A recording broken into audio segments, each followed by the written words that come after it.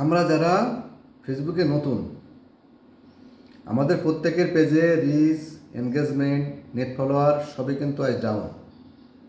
এই rich, engagement এবং net follower down হওয়ার ফলে আমাদের কিন্তু কাজের পরিমাণ দ্বিগুণ বাড়িয়ে দেওয়া উচিত ছিল।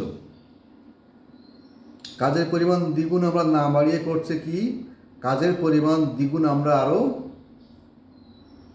কমিয়ে দিয়েছি। এর ফলে কি হচ্ছে, কাজের প্রতি আমাদের একটা অনীহা চলে আসছে। এমন একটা মেন্টালিটি আমাদের তৈরি হয়ে গেছে যে আমাদের দ্বারা আর কোনো কিছুই হবে না। ফেসবুকে সফলতা পাওয়া তো সে অনেক দূরে।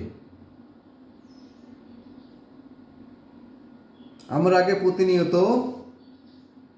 প্রতিদিন 4টা করে রিলস ভিডিও আপলোড করতাম, প্রতিনিয়ত ছবি এবং স্টোরি পোস্ট করতাম, প্রতিদিন লং ভিডিও আপলোড করতাম, প্রতিদিন একটা সময়ে লাইভ করতাম।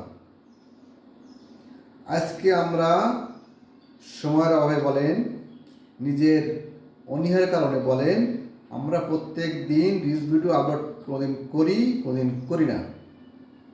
আমরা কোনোদিন ছবি পোস্ট করি, আবার কোনোদিন করি না। লাইভ এবং লং ভিডিও কীভাবে করতে হয় সেটাই তো মনে হয় ভুলে গেছি।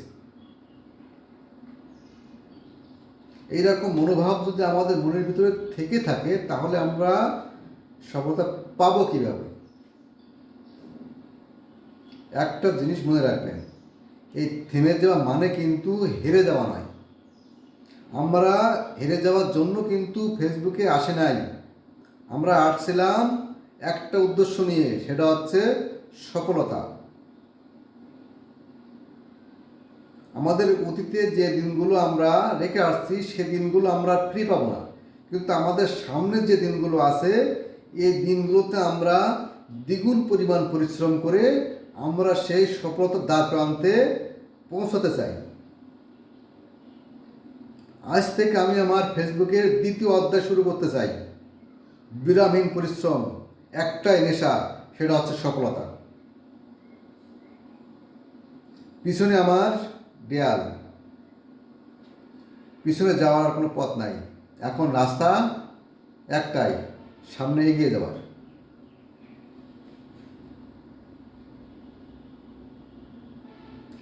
সফলতা পাইতে আমার যতদিন পর্যন্ত সময় লাগুক না কেন, আমি আর কখনো আমার এই লক্ষ্য থেকে কখনো পিছু হব না।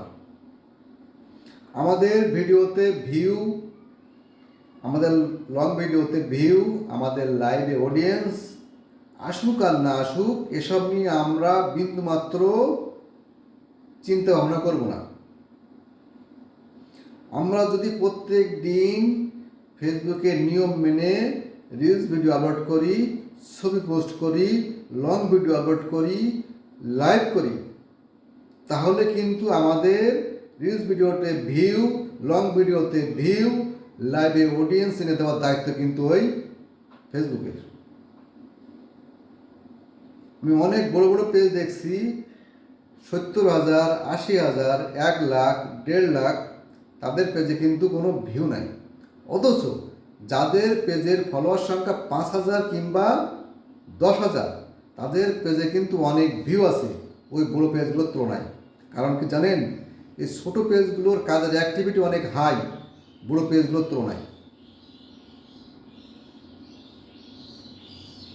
সবাই যদি পারে তাহলে আমরা কেন পারবো না? আমরা কেন পিছিয়ে থাকবো? আমার অনেক ভাই ব্রাদার ছিল যাদের কাজের অ্যাক্টিভিটি অনেক হাই ছিল, আজ তাদেরকে আর ফেসবুকে আমি খুঁজে পাই না আমার মতো। যেমন আমি নিজেকে ফেসবুকে হারিয়ে ফেলেছি, তাই নিজেকে আবার নতুন করে আবিষ্কার করতে চাচ্ছি ফেসবুকে।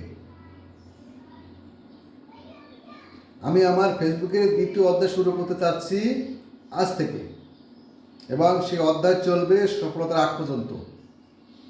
আমার সঙ্গে আর কে কে আছেন আমার মতো দ্বিতীয় অধ্যায় শুরু করার জন্য?